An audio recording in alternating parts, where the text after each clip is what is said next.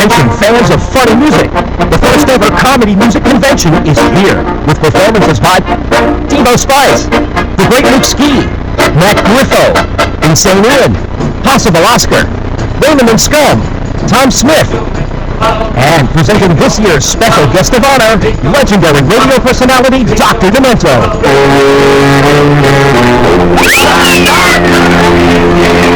Fest is taking place June 20th through 22nd at the Westin North Shore in Wheeling, Illinois, just outside Chicago.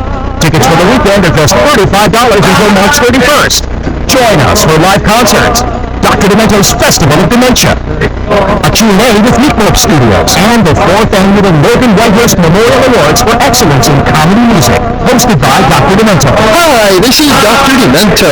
Come join me and my friends from the pub at FunkFest this June in Chicagoland. Visit funkfest.com to register for the event and reserve your hotel now. That's FUNKFEST.com.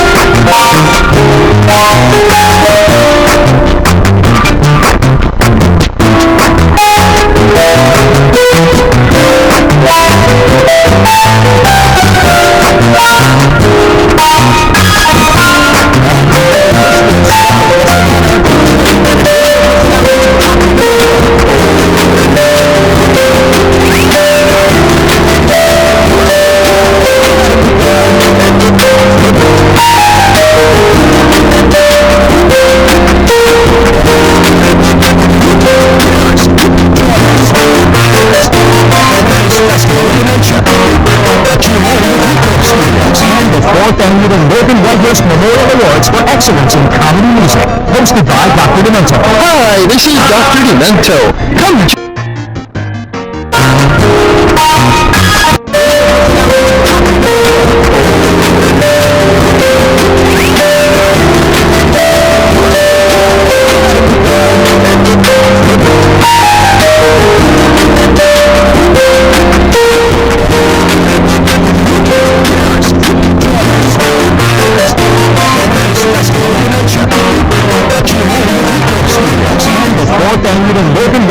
Memorial Awards for Excellence in Comedy Music, hosted by Dr. Demento. Hi, this is Dr. Demento. Come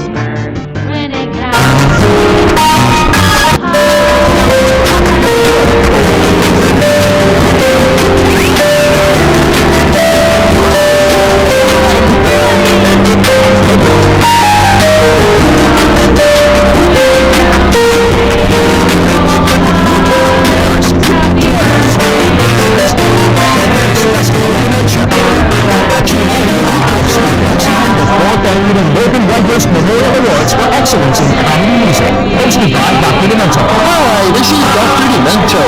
Come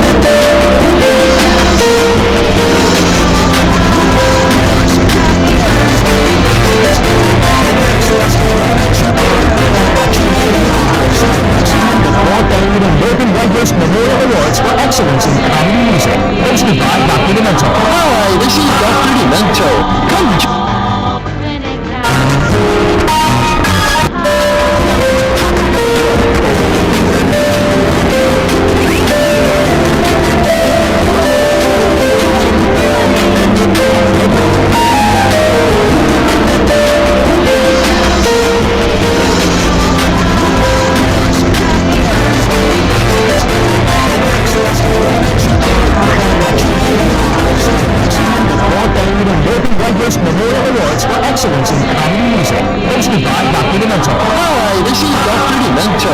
Come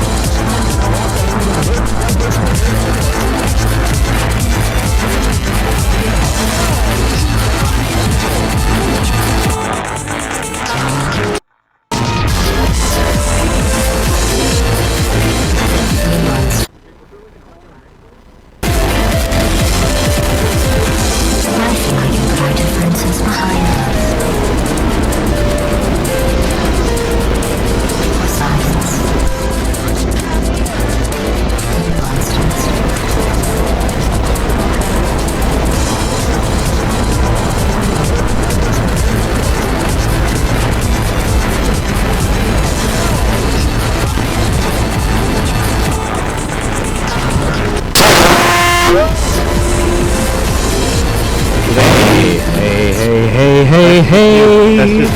Hello? Sensual massage. Syphilis.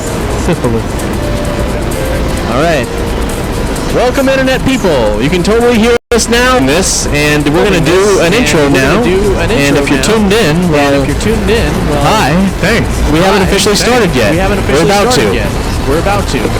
In 3, 2, 1, 2, 1. Live from the Geek Easy and A-Comic Shop in Orlando, Florida, it's Nerdy Show Comic Show Live! I'm your host, Cap. I'm Aaron. I'm Alish. Trad. Welcome, Internet people. You're sitting next to these guys. Introduce them. The host of A-Comic Show. These are dudes that I've liked from like the first work they managed to get published. That made it to my eyes. That I don't know. I fell in love with these guys. I saw the voice and they're really good. It's just the industry and how you approach your first work, that kind of stuff. You basically have to have there are 3 things, and you need to have at least 2 of them. You have to be good, and also you have to have the will to succeed, and you have to give really good blowjobs.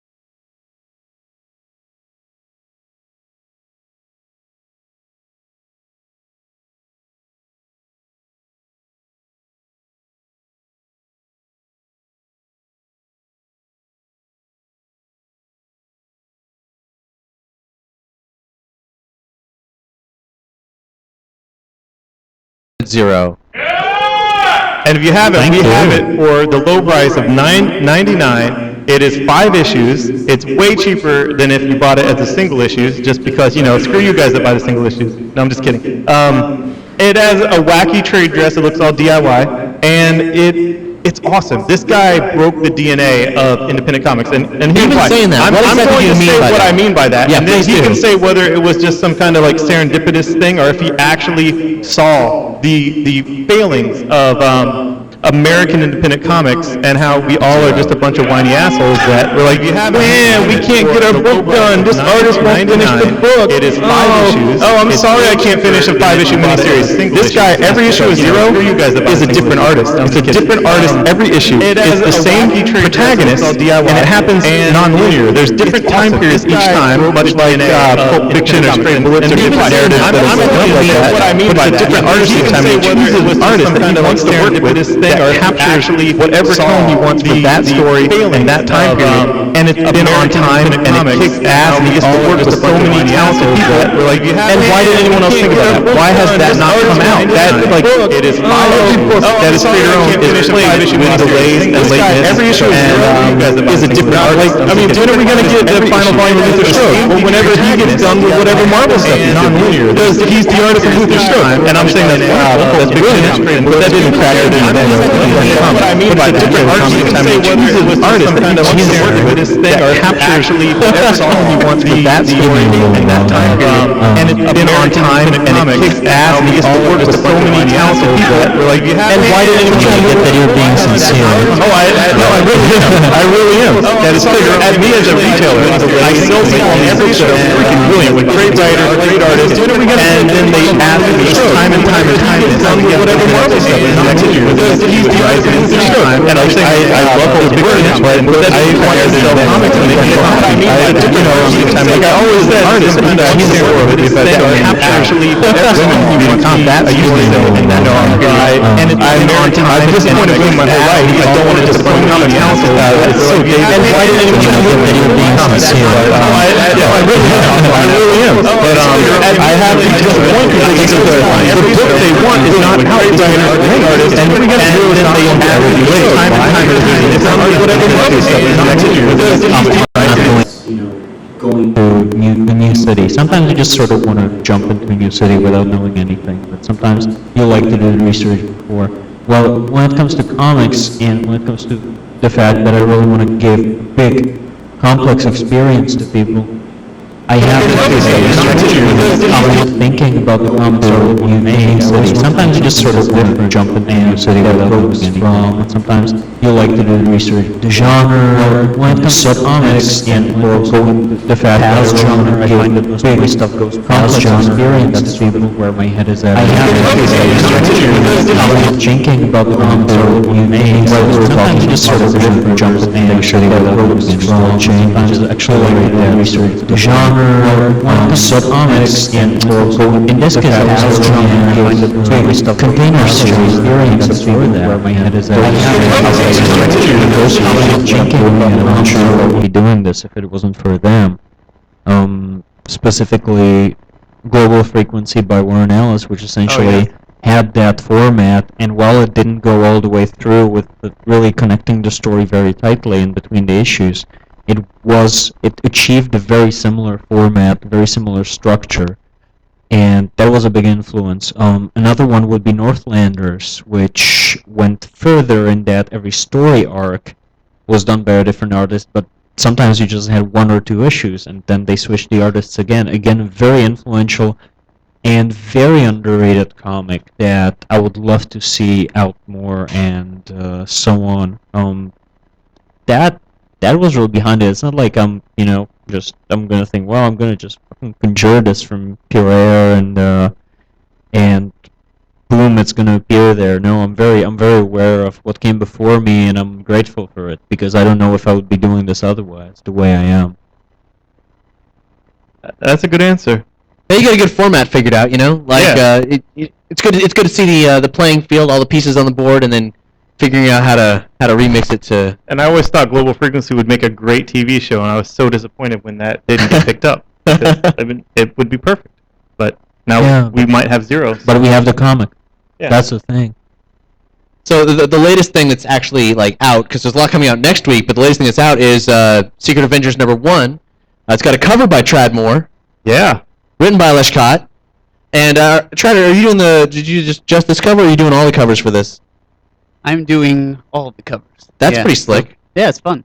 It gives me a chance to draw all these characters that I like, but I don't have to spend as much time doing it. You know what I mean? Mm-hmm. So yeah, it's good. It's a lot of fun. There's some crazy stuff happening on here. We got Agent Coulson is like gripping the lower lip of MODOK and also kind of cradling his groin chases.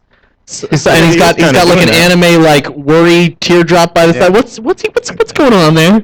I don't know. Is that I pretty accidental? much go into any cover and I just do whatever whatever we talk about and make it up as I go along. So Like recently for issue 5, I don't think the cover's been shown yet, but we did a shot of the whole team in like a lab. I'm not gonna say much, but I just put whatever I wanted in the lab. There's like a goat with a missile launcher on his back and stuff like that. And that's the fun thing about being an artist. No one told me to have Coulson touching MODOK, but why wouldn't I? Right. Okay. Well, that's great that you have the freedom of range to do whatever you want to go with a missile launcher. I mean, that's pretty extreme. It's fun. Yeah, we go back and forth. Like Alice will send me basically a synopsis of the issue, whatever's going on in it. And if he has a more particular idea, he'll just kind of like write a paragraph of what's going on in his head, and I'll shoot thumbnails to he and the rest of the editors, and we kind of have fun with it from there. So it's a good team to work with. Yeah, and there's this is actually really funny because I didn't realize the thing about the goat, but there's a mouse in MODOK's lab in the first issue that has a syringe on its back. And in the original script, it was actually a mouse with a rocket launcher in the back. And he's never seen the script, so he didn't know that. But eventually, it found its way in it. One way or another. It's just creative synergy. There are important things like rocket launchers that just find their way in. So, do you guys just like working together, or was it something where you said, hey, if you do issue 2 of 0 for me, then I'll get you on covers on my next Marvel book? Well, I mean, it's a bigger contract than that. Basically, there are like 4 parts to what I have to do in order, so he will ever draw something again for me because I'm horrible to work with. No, I'm actually really wonderful to work with most of the time. I'm really nice. I'm a nice person. Like most of the time when someone says like they're a nice person, it's like I'm instantly expecting a serial killer. So no, I'm not being serious when I'm saying I'm a nice person. I hope I am though. What was I saying? I don't know. I was saying something. Yes, of course. No contract. I wanted him on because I love his work, and that was it. As simple as that. I was about to say we met online. Okay, Cupid. On OK Cupid. We're sleeping in the same bed tonight. Shut up. Yeah. That is actually true. Yeah, they got a king That is bed true. at the hotel. But no. Even By before, accident, but I think it yes, was before it's Luther Strode tight came out. collaboration. Trad's doing the covers.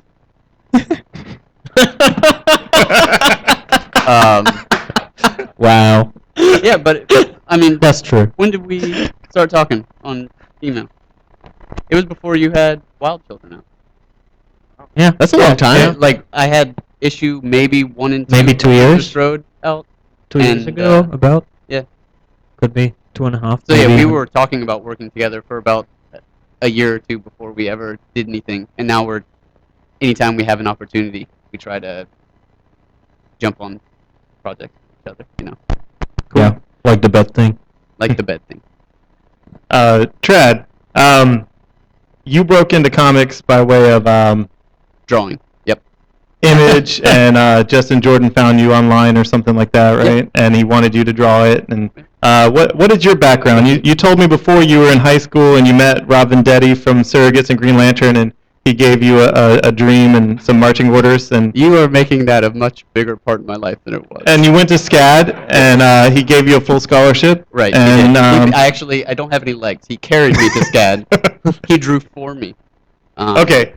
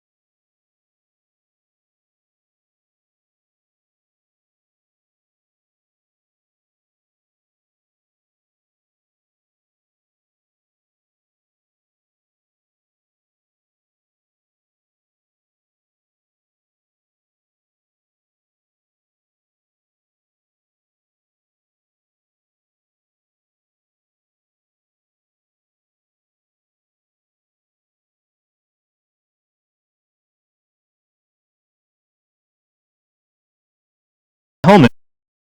And then the fire comes out of the front of the helmet. I mean, it looks. All I've seen is the cover, but it looks really sexy. I read it. I read it. It was a good story. Thank you. And he like, can draw flames really well.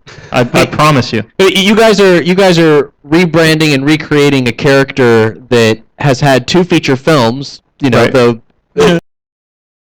And then the fire comes out of the front of the helmet. I mean, it looks. All I've seen is the cover, but it looks really sexy. I read it. I read it. It was a good story. And, he can draw flames really well. I promise you. You guys are rebranding and recreating a character that has had 2 feature films. And then the fire comes out of the front of the helmet. I mean, it looks. All I've seen is the cover, but it looks really sexy. I read it. I read it. It was a good story. And, he can draw flames really well. I promise you. You guys are rebranding and recreating a character that has had 2 feature films. And then the fire comes out of the front of the helmet. I mean, it looks. All I've seen is the Multiverse. Theory. All right. So yeah, that'd work. No, but seriously though, what would you tell fans or readers, potential readers? Oh, I'm sorry. I wanted him to pitch it. Yeah, well, that's kind of what I'm gravitating towards too. But I mean, like you guys have redesigned the character, the whole thing from the ground up. Like, yeah, that process. I mean, I assume you're responsible for the design, and everybody who continues to draw this character will be looking towards your design. I mean, it's. I think the cool thing about it and the thing that interested me was it was a new character within this property. Right. I mean, it was essentially like creating a new Green Lantern or a new X-Man, or something like that. Like I said, Johnny Blaze and Danny Ketch, the traditional Ghostriders, they're still in the Marvel Universe, and I promise it won't ruin any of your tattoos. It's a brand new character, and that's the reason I wanted to do it, because the important part of the book, or the interest, wasn't like, oh my gosh, I get to draw a car. It was the cool thing of just being able to create a new character for, a company that produces a lot of books that I grew up really enjoying. So to add to that legacy and to be a part of this, be a part of. I want to throw it out there that I will pay for a cover-up tattoo for anyone that has the motorcycle Ghostrider. I will pay to have a helmet put on him and a car drawn around the motorcycle. At the tattoo place here, the Electric Needle Hut, as featured on The Simpsons. Take him up on it. I will do it. I'll pay for a cover-up tattoo. We'll fix the continuity. If you want a free tattoo, just travel to Orlando and find Aaron. And very simple. What if they want to change it to the picture of Nicolas Cage as Ghostrider? Only if he's drinking coffee, straight from it, because that was the best part of that movie. I really liked him as Ghostrider. Yeah, I think he's insane enough to totally pull off that role. Yeah, I thought he was the best so part of the hamming it film. up. What? The part with the jelly beans, that was great. all the eccentricities. Cage is a genius. Screw all y'all. Well, Bad Lieutenant was good. I don't know. Moving on. Secret Avengers. Yes. Okay, so Alas, you've come into this book. It's a new #1. There's a team writing before you. I'm curious about how that transition happens. Like when you're someone who's taking over a new title from a previous team. What's that like? And also, in addition to that, is Matt Fraction writing Hawkeye's dialogue in your book? What? Go again. Oh, you're new. You took this over. Well, right. I'm curious about the transition of of launching a new #1 from a previously established title. Like what's that like? Okay. Yeah. All right. So. What? No. It's actually a lot of fun because I kind of got to pick the entire team. Everyone agreed with my choices on the team overall, from the artist to the colorist to the cover artist. I even got the editor that I worked with on Suicide Squad, who moved from DC to Marvel, which was perfect because I really love him. Wow, didn't you say you were gonna go to DC and like bomb the place or do something? Oh no, I would never say that. That would be completely illegal. Okay. So in other words, the editor knew you were joking. No, I love that editor. Will Moss is a really wonderful editor. It's like he actually improves my writing with some of the edits, which is rare, and I very much appreciate it. As far as launching the book, it felt really easy. I just sort of started writing, and I just felt like I had the voices right. I kind of thought about it as a thing that there's this inherent level of absurdity to anyone who puts on a spandex costume and hops around trying to save the world. And I felt like dropping that part and pretending that it has to be super serious the entire time would play completely against the concept of most Marvel superheroes. And also, I wanted to write something that would be amusing. I was also, as I was pitching it, I was rewatching season 4 of Arrested Development, and I think that inevitably influenced what I was writing at the time in a pretty good way. I was also watching Michael Bay movies, and that also shows. Um, so it's this sort of a weird blend. It's like, what if Michael Bay directed an episode of Arrested Development, but got all the Avengers cast to just like show up and do things, and it just felt like fun. Like it's more like I'm watching the scenes happen, and I just do my best to transcribe them as fast as I can, and then I read it after myself a day later. And if I'm laughing at it, then it actually means that it's working. If not, then I rewrite. Usually, it's working. Surprisingly enough. No, seriously. I do see the Arrested Development season 4 specifically influence on this, so that's really cool. The book is fun. Like that's the thing I like most about it. Is it is a ridiculously fun superhero book, and there really are never too many of those. Like He was sitting in the back seat of my car as we were driving here, reading the first issue that he wrote, and he was laughing at his own writing because Yeah, totally. And I'm totally unashamed about that. I think shame is actually a pretty shitty concept.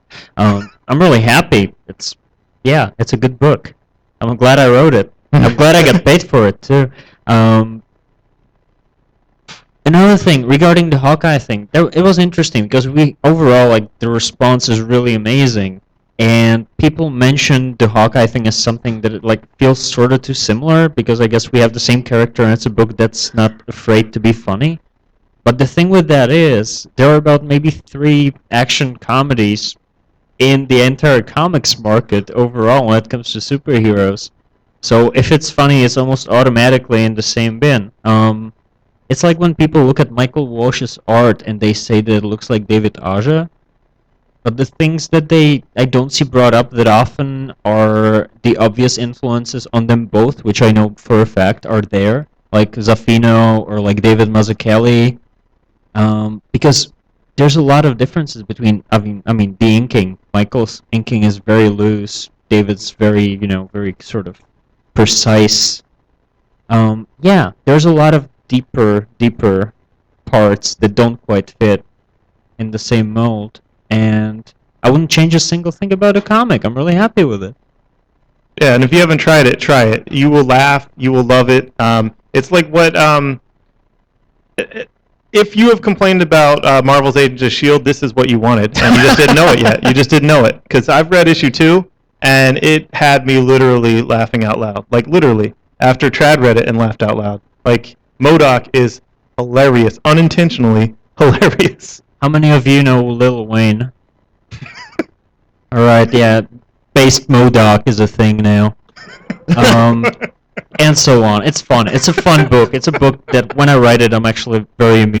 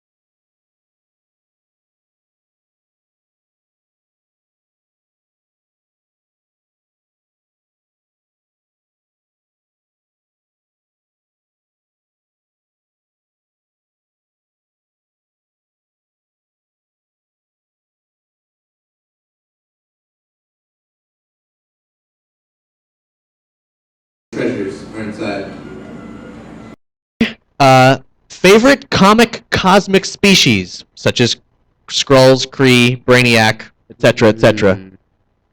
You guys go first. I gotta think about this for a second. Yeah. This is a toughie. I mean, there's a lot to choose from. It's I know. galaxies, plural, of cool characters. Obviously, I mean, who's not a fan of the Rocket and Groot duo? Yeah. I don't know. Does Howard the Duck count as a cosmic species? I think so. Yes. It says cosmic species. Oh, okay. Yeah, I would say. I mean, what's cosmic? Yeah, I mean, let's get one thing straight though. Howard the Duck does not come from Duck World. That's some kind of an alter. That's not 616 Howard the Duck. Originally, when Steve Gerber wrote Howard the Duck, it was an entire planet of cartoon animals. Marvel, once they signed a contract with Disney, the one from the 1980s, not the one from a few years ago, they forced Duck World into existence, and it's a big heaping pile of bullshit. So, don't believe what you've heard. Howard the Duck's cool. He's all right. My favorite would be Nort from the Green Lantern Corps, because he's a dog Green Lantern. Like, I just love dogs in space in general. Like, you know, Russian dogs, any dogs. Just give me a dog and put him in space. That's the best. So, yeah. I like Cosmo from Guardians of the Galaxy. Yeah, Cosmo was great. He hasn't been seen lately, has he? I don't know what happened with him. I don't remember. Hope he's in the movie. That'd be awesome. That would be amazing. Oh, yeah. Alright, what alien species do you like the best, Trad, more? No. I really can't think of one off the top of my head. Sorry. Failed you, whoever asked that question. He said Shinzarians like Lobo. I did. He wants to draw Lobo. Leo Dallas multipass. That's a good one. Yeah, we'll go with that. Slim Pickens, we got one more. What would your dream cast be for a Secret Avengers movie? You're the writer. I have no... Hello? Is it working? Oh yeah, Yeah. alright, it is again. I have no dreams about Secret Avengers movie, so it's kind of hard to figure that one out, but, I don't know. This is, like, yeah, not working now. Yeah. Hello? Not really working. We're I can just scream, I mean, you'll probably hear me in the back, right? Do you have a dream cast for Zero? Dreamcast for Zero, I do, but I can't talk about it. NDA. Hey, Classified, yeah. internets, if you can hear us, there's a couple audio issues going down, so if we cut out, sincere apologies. Internet's not affected. We're okay. Well then, hey internets. All right. Then we should proceed then. Okay. Secret Avengers movies or a movie? Sure. Okay. Moving on. You know, besides the part of the cast that already is sort of cast. I mean, who would play MODOK? I don't know. I've seen like a good Snoop Dogg art today where it was like Snoop Dogg's head on MODOK body, and I kind of like that idea. What if MODOK was Nick Cage? Just a huge Nick Cage head. That's totally possible. I think that could work. I think that could work. Yeah. But that's definitely out of work. Yeah. No, it's cool. The audio, for those of you who are online who are wondering why we're behaving so erratically, the audio inside the building is kind of cutting out. But apparently you guys can hear us just fine, so we'll just keep talking and everything will be good. And try to project, I guess. Alright. Okay. Moving on. Yeah. Yes. So Trad, when is the final Luther Strode coming out? We're aiming for fall or winter of this year. Wow. That's pretty good. Yeah. And can you pitch Luther Strode to the audience? Why should someone check it out? Why is it a good book? Why is your art perfect for it?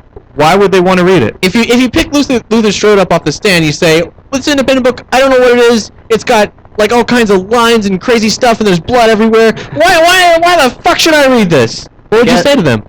The baseline pitch that me and Justin would use was, what if a Peter Parker-esque character was trying to become a Spider-Man, but accidentally became like a Jason Voorhees or Myers.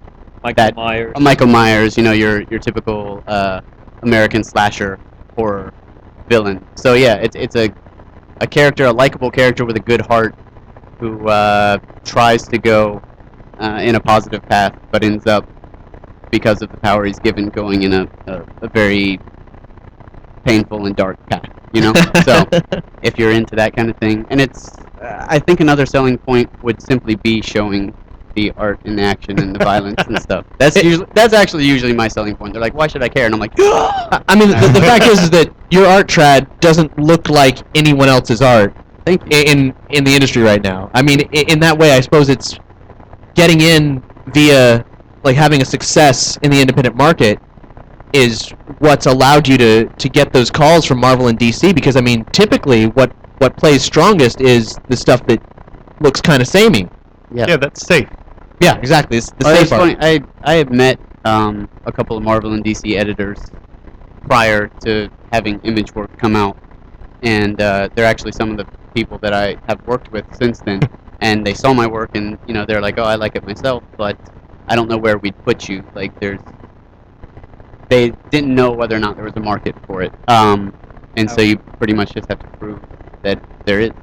There is. And yeah, so that's why a lot of times when you release an independent book and you show exactly what you're all about, then they can look at that and say, "Oh, okay, this is where we could maybe use this, and this is who this appeals to." So. What is a panel without audience questions? If any of you guys have questions for these fine fellas, just raise your hand, come to me, we'll get you on this mic, and, we'll get your questions asked. Any hands? Anyone interested in being interactive? Oh yeah, come on over here. Rocky, come to you. Here we go. Alright, the question is, the editors that did help you on becoming a better writer, what were those things that they helped you with? They stay out of the way.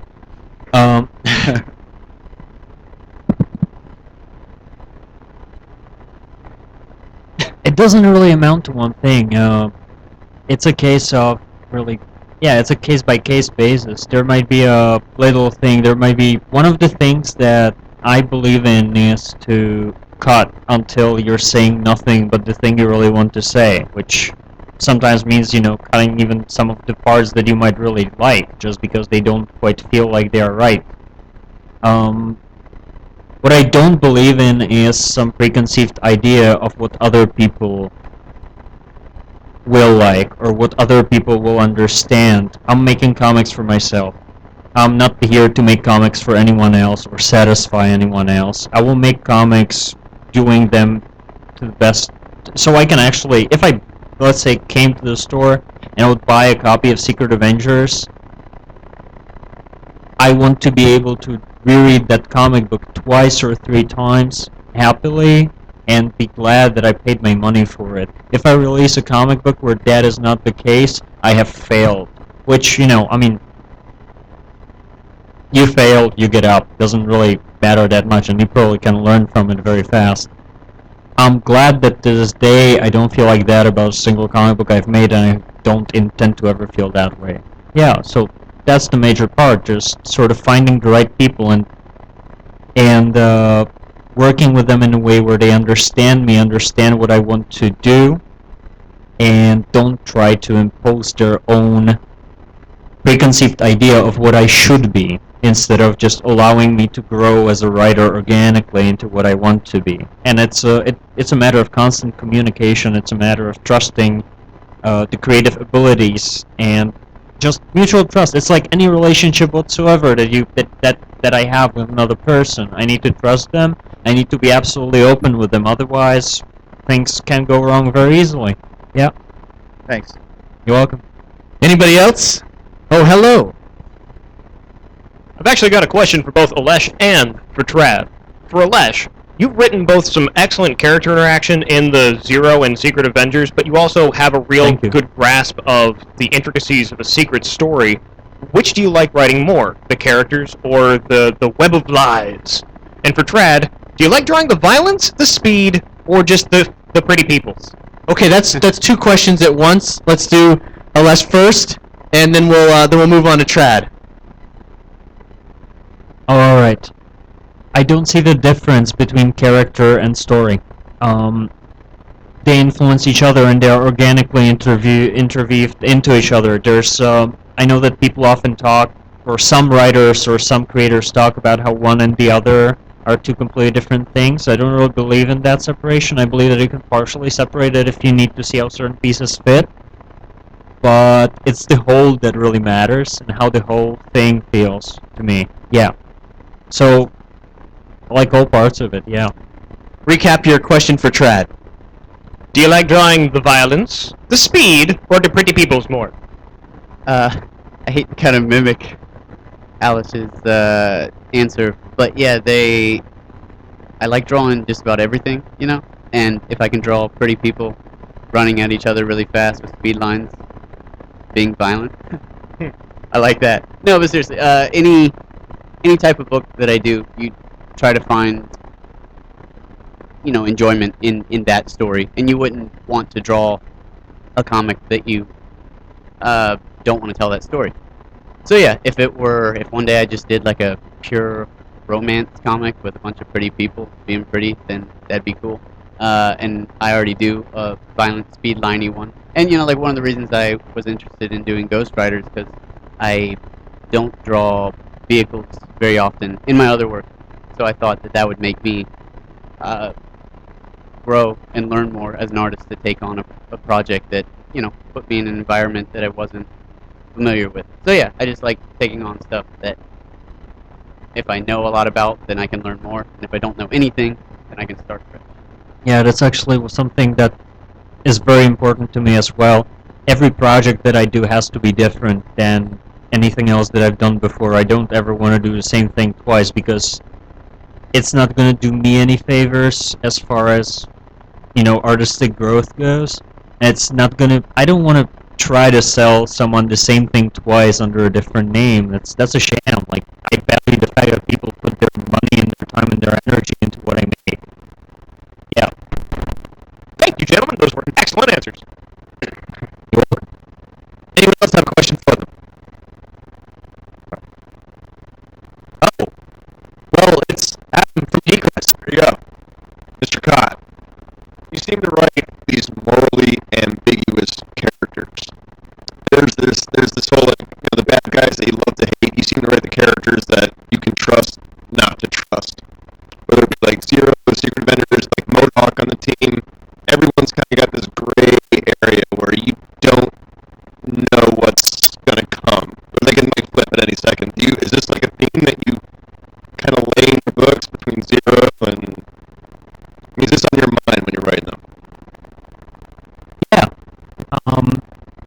I see Zero and Secret Avengers sort of as two sides of the same coin in a way, where I go with the farce aspect more strongly with Secret Avengers and the tragedy side more strongly with Zero.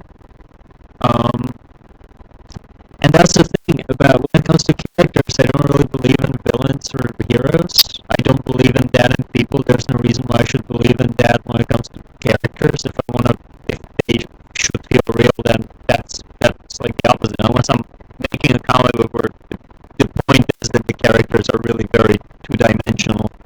So I like that. Yeah, I like essentially instead of thinking about creating characters, I like to just sort of listen to like tiny beings inside wherever they are. I think like saying that they're inside my head is limiting it. Like if they're somewhere outside, occasionally they stop by. It's more like, you know, yeah. One last question before we conclude this Comic Show Live panel. Something we've been going to throughout maybe a year and a half now. We've been asking everybody we've interviewed about your first video game experiences or formative experience playing video games. We've talked to like Chris Carter, creator of X-Files, Jeremy Soule, the famous game composer, and now you guys. We're curious about your earliest video game experiences or an early formative game experience that influenced you somehow. I have two, but I'll stick with one. I remember being in a pizza place called Mellow Mushroom, and that was the first time I had ever seen Street Fighter, and they had Super Street Fighter 2. and I was too short to play, and I was also too short and young to make or spend money. So I just watched. I got a stool, and me and my brother just pretended we were playing, and it was somehow just as good as playing. And like just watching the game being played, like we all made up stories for the characters, and my first two favorite characters were Blanca and Vega, and I just thought they were the coolest things ever. And then, I became obsessed with Street Fighter after that, and still in love with the series. That's another one that sticks out in my head just real quick. Did any of y'all grow up playing Bubble Bobble? Oh yeah. Oh my gosh, Bubble Bobble! I played it at a friend's house, and it's got the most happy theme song on the planet, and you're just two How's it dragons go? blowing bubbles. Do you want to sing it?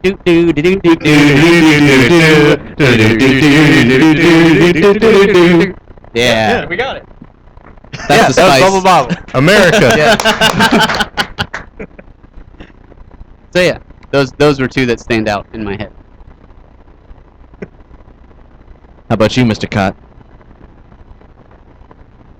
There's a lot of them. I'm trying to determine which one was actually the first one, and I think that it's impossible in such short notice, but I remember playing Wolfenstein 3D when I was like 5. Oh yeah. That was a lot of fun. Yeah. That was probably pretty good as far as like sort of, just like curbing down the potential aggressivity and young Kot. What else? Oh, Lemmings. I remember playing Lemmings and really loving playing Lemmings. That was a fun game.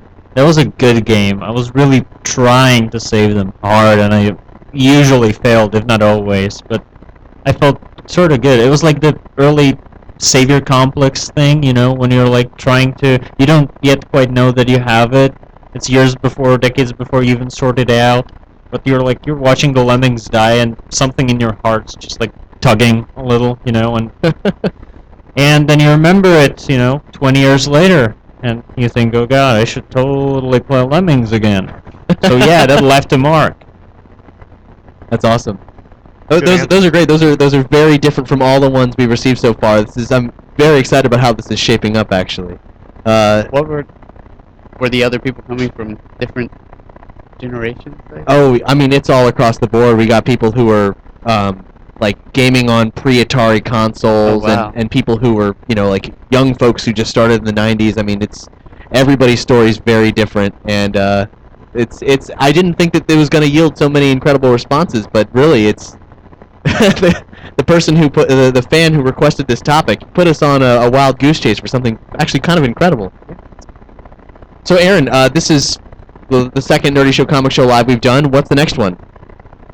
I'm not quite sure. Yeah? Yeah, we're going to have a Deadpool person for Deadpool. We're still figuring that out. We're talking to the Wonder Woman team. We're talking to Dan Slott for for July. Man, which is kind wouldn't that of a be big something? deal. Yeah. And Scott Snyder is definitely on board. Cool. Scott Snyder has young kids, and he said, when I come to Disney World this summer, I am signing at your store. And I said, thank you. Well, awesome. So, if you want to find out when the next Nerdy Show Comic Show Live is going to be, when the next event signing at a comic shop is going to be, just follow a comic shop on Facebook, YouTube, Twitter, Comic Show on YouTube, and of course, weekly Nerdy Show, where you'll check out all these amazing podcasts or video shows of this caliber and greater and and all varieties of video programming and podcast programming over at nerdyshow.com. So thank you so much for watching. Thank you so much for being here, and thank you so much, guys, for coming all this way. All right. Thank you.